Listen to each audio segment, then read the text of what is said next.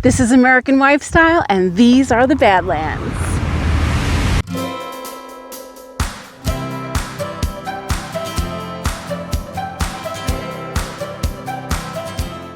South Dakota is home to some of America's most iconic sites, but before we make our way to Mount Rushmore and the Badlands, we're taking a few fun detours, starting in Belfouche at the Geographic Center of the United States. Think you know the Geographic Center of the United States? Well, it actually changed. For nearly 100 years, that title belonged to Lebanon, Kansas. But when Alaska and Hawaii became states in 1959, the true geographic center of all 50 states shifted here, to Belfouche, South Dakota, with the actual survey marker about 20 miles north on private land. This charming western town sits just outside the Black Hills and proudly marks the spot with a granite monument and visitor center with a museum, celebrating its unique place in American history. So if you're road tripping through South Dakota on your way to Mount Rushmore or Badlands National Park, make a quick stop in Belfouche. This monument is open 24/7, so it doesn't matter what time of day you pass through.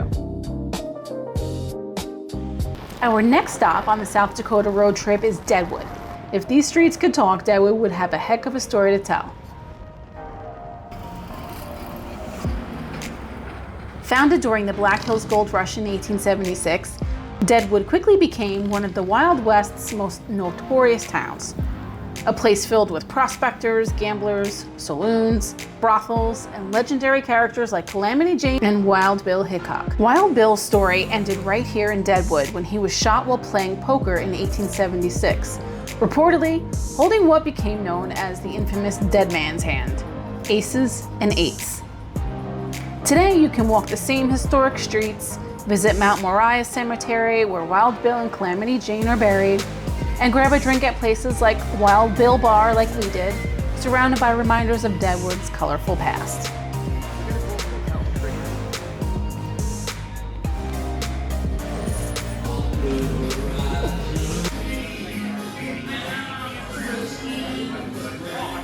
But Deadwood isn't stuck in history. Today, it's packed with restaurants, casinos, live entertainment, and visitors exploring the Black Hills.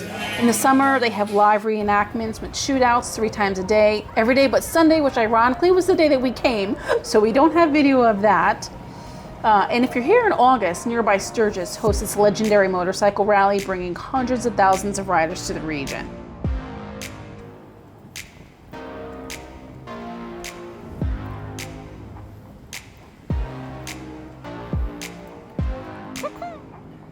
For our stay in the Black Hills, we chose Pine Haven Venue and Lodging just outside Rapid City. I'll leave their information in the description. Sitting on 19 wooded acres at the base of Storm Mountain, Pine Haven gives you that peaceful Black Hills cabin experience while still putting you within easy reach of Mount Rushmore and many of the area's biggest attractions. The property has 30 custom log cabins, full hookup RV sites, even covered wagons, along with a beautiful event venue that you could rent out for weddings and parties. It's quiet, convenient, and a great alternative to staying in a traditional hotel in Rapid City. We felt it was the perfect location for our home base when visiting Rushmore, Custer State Park, and Badlands National Park.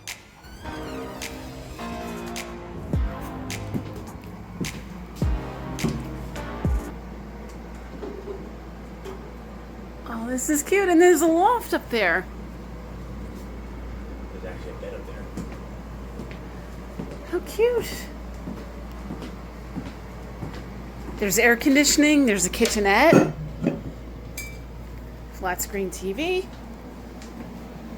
little mini fridge, microwave, coffee pot, stove.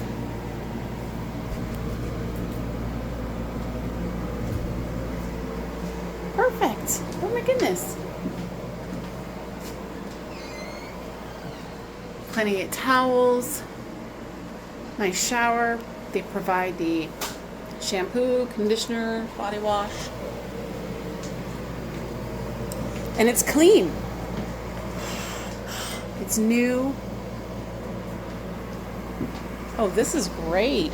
It's like a modular cabin. It's so cute. Yeah. Look, it's a one-stop shop for Mike and me. A Christmas village attached to the NFL shop.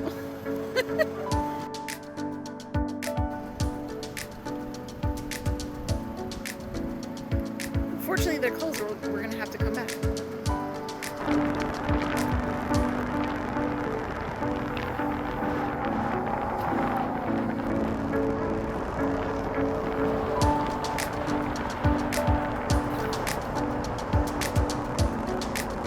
We've all seen Mount Rushmore 1,000 times in pictures, right? But there are a few secrets hiding behind these famous faces.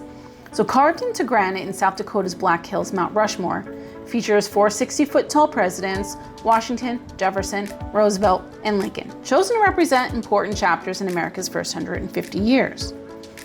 Construction began in 1927 and continued for 14 years, with nearly 400 men and women working on the mountain. And here's the crazy part. About 90% of the carving was done using dynamite, yet not a single worker was killed during construction. Here's something you might not know. Jefferson was originally being carved on the other side of Washington, but problems with the granite forced workers to blast away the partially completed face and start over.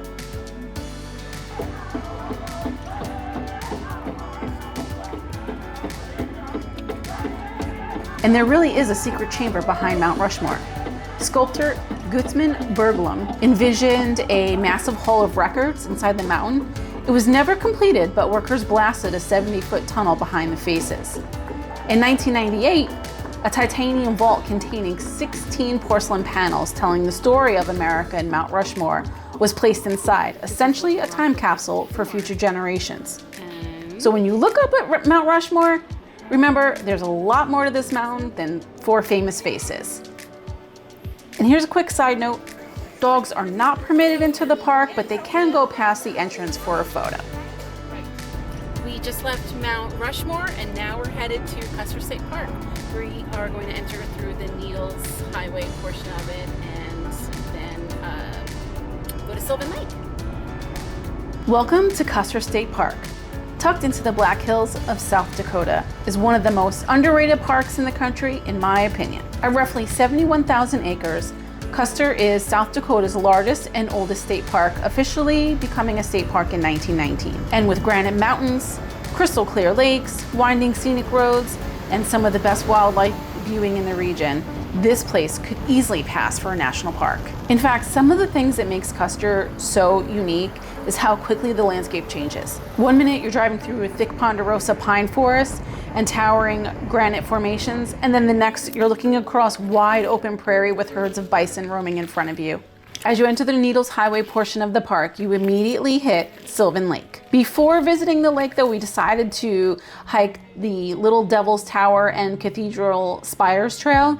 The trail is about 1.5 miles one way, which splits at the very end. So one leg you're going to Little Devil's Tower, and then the other leg is going to Cathedral Spires. We hit the Cathedral Spires Trail first. These massive granite pinnacles rise almost vertically from the forest and look like the towers of some enormous stone cathedral, which is exactly how they got their name.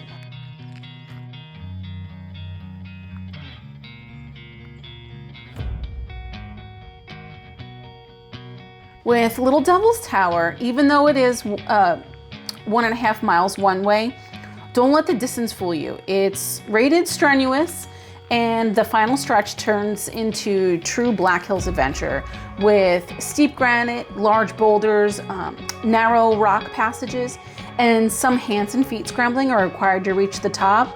My husband went to the top because I'm too chicken to scale the rocks at those heights. Little Devil's Tower reaches an elevation of about 6,962 feet, and from the summit you get to an incredible 360-degree views across the Black Hills. You can even see Black Elk Peak, the Needles, and on a clear day, all the way towards Wyoming and Nebraska. But trust my husband, here was the reward once he reached the top. Even though I'm not a heights person or a cardio queen, especially when it comes to ascending a mountain, I was able to do this hike. So if I can do it, you can do it too. But just bring plenty of water and really good hiking shoes. It's important to note the cost is $25 per vehicle and is good for 7 days, and you're free to roam, hike anywhere in the park, but please respect the wildlife and leave no trash behind.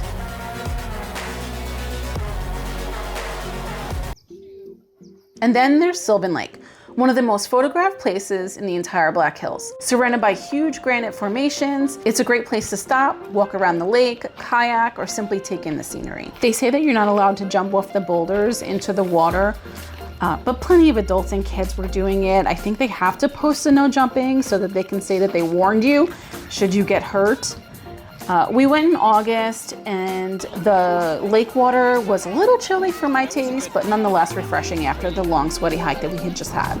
And one of the absolute must-do experiences here is the Needles Highway. Completed in 1922, this spectacular 14-mile road winds through some of the most dramatic scenery in the Black Hills. It was the vision of South Dakota Governor Peter Norbeck, who actually mapped portions of the route on foot and horseback. The highway gets its name from the enormous needle-like granite formations that rise from the mountains around you. And this is definitely not a road that you want to rush. There are hairpin turns, incredible overlooks, and tunnels carved directly through the granite. The most famous is the Needles Eye Tunnel, which is only 8 foot wide and 9 feet 9 inches high. Yes, we drove through that.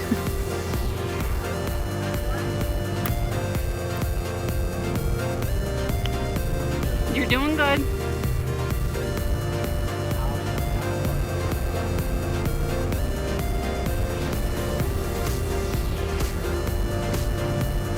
You're good on this side.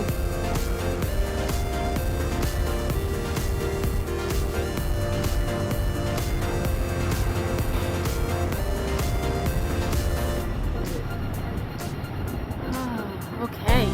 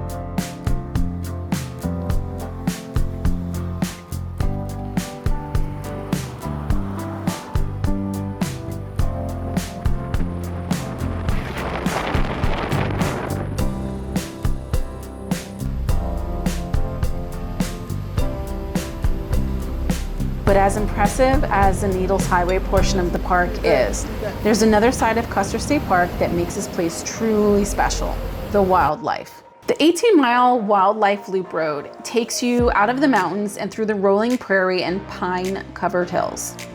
This is where you really understand why Custer feels like a national park. Some of Custer's most entertaining residents are the begging burros. They've become famous for approaching cars, looking for handouts, which earned them the nickname begging burros. I know. But remember, they're still wild animals and park regulations prohibit feeding wildlife. I may or may not have seen a few people feeding them apples and carrots. These feral donkeys are descendants of animals that were once used to carry visitors to the top of Black Elk Peak. When those rides ended, the burros were released into the park, and their descendants have been roaming here ever since.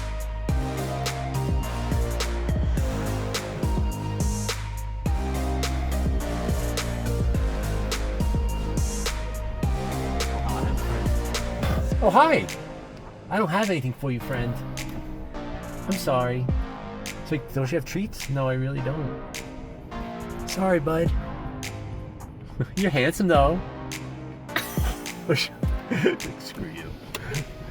The stars of the show, hands down, are the bison. Custer manages a free-roaming herd of roughly 1,400 bison, making it one of the largest publicly owned bison herds in the world. And here's something pretty amazing. Today's herd traces back to just 36 bison brought to the park in 1914. Drive the wildlife loop early in the morning or later in the afternoon, and you may find yourself surrounded by them. like we were. And when a herd decides to cross the road, you're on their schedule. So just plan plenty of time. If you have to be somewhere, just take that into consideration. You may be stuck in a traffic jam for some time, so just plan for that.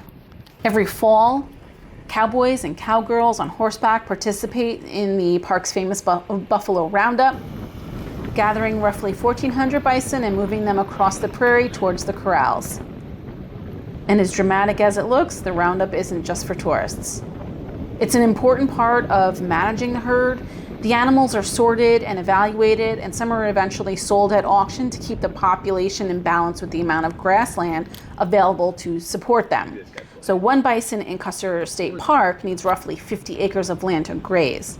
This estimate comes from dividing the park's total size of 71,000 acres by its managed herd size of about 1,400 bison.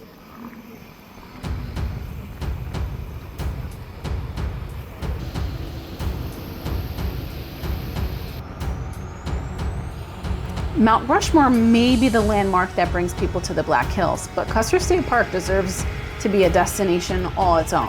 You can drive the Needles Highway in the morning, hike among towering formations, spend the afternoon watching bison roam across the prairie, stop beside a mountain lake, and finish the day surrounded by some of the most beautiful scenery in South Dakota.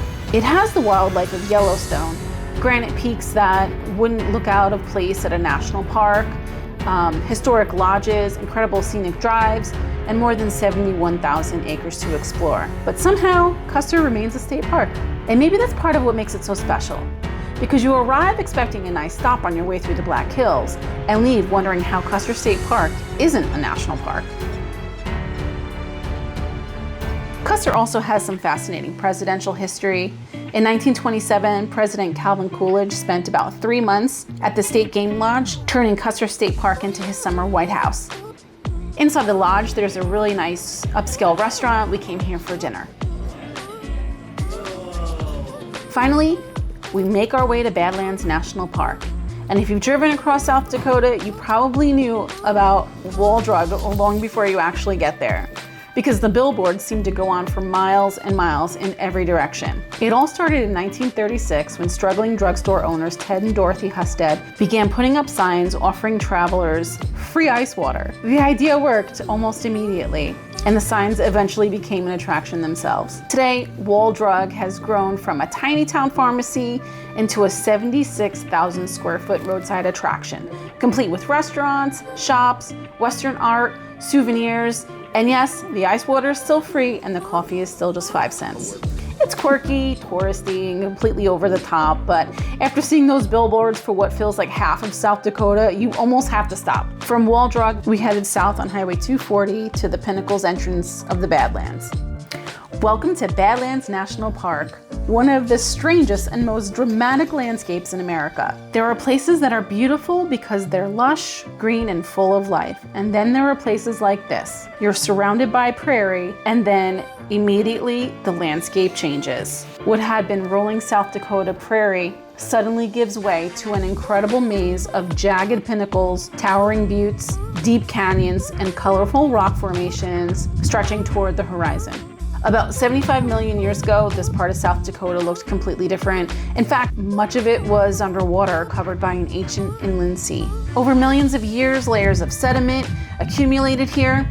The sea eventually disappeared, the environment changed, and new layers continued to form, creating what is essentially a geographical layer cake. And those beautiful bands of yellow, red, gray, white that you see in the formations aren't just pretty colors. Each layer represents a different chapter in the Earth's history. Some of the red bands are actually ancient fossilized soils, providing clues about the climate and the environment that existed here many millions of years ago. In fact, should you find a fossil, leave it exactly where it is, take photos with an object for scale, note the GPS coordinates, and report your discovery to a park ranger or email Badlands Fossil Find. Depending on the time of day, these colors, though, completely change. The Badlands are surprisingly full of life. The surrounding mixed grass prairie is home to bison, bighorn sheep, pronghorn, mule deer, coyotes, and prairie dogs. Unfortunately, on this day, we didn't see much wildlife, but I can't say that we've been deprived on our trip, that's for sure. There is also an important human story connected to this landscape. The Badlands and surrounding Black Hills have deep cultural and spiritual significance to the Lakota people. The Lakota referred to this rugged country as Makoshika, commonly translated as Badlands, a fitting description for terrain that could be extremely difficult to travel through and offered very little water. As we continue along Badlands Loop Road, another favorite overlook of ours is the White River Valley Overlook. The Badlands aren't simply something beautiful to look at. They're a landscape that's still being created and disappearing right before our eyes. And after driving from the Pinnacles entrance all the way to the Ben Rifle Visitor Center through the Buffalo Gap National Grassland, one thing is certain: South Dakota definitely saved one of its biggest surprises for last. Thank you for taking the time to watch my South Dakota road trip. If you have any questions or if you've taken this exact road trip yourself, I'd love to hear from you in the comments. Please subscribe to my channel and follow me on Instagram, Facebook, and TikTok at American Lifestyle. And we'll see you on the next adventure.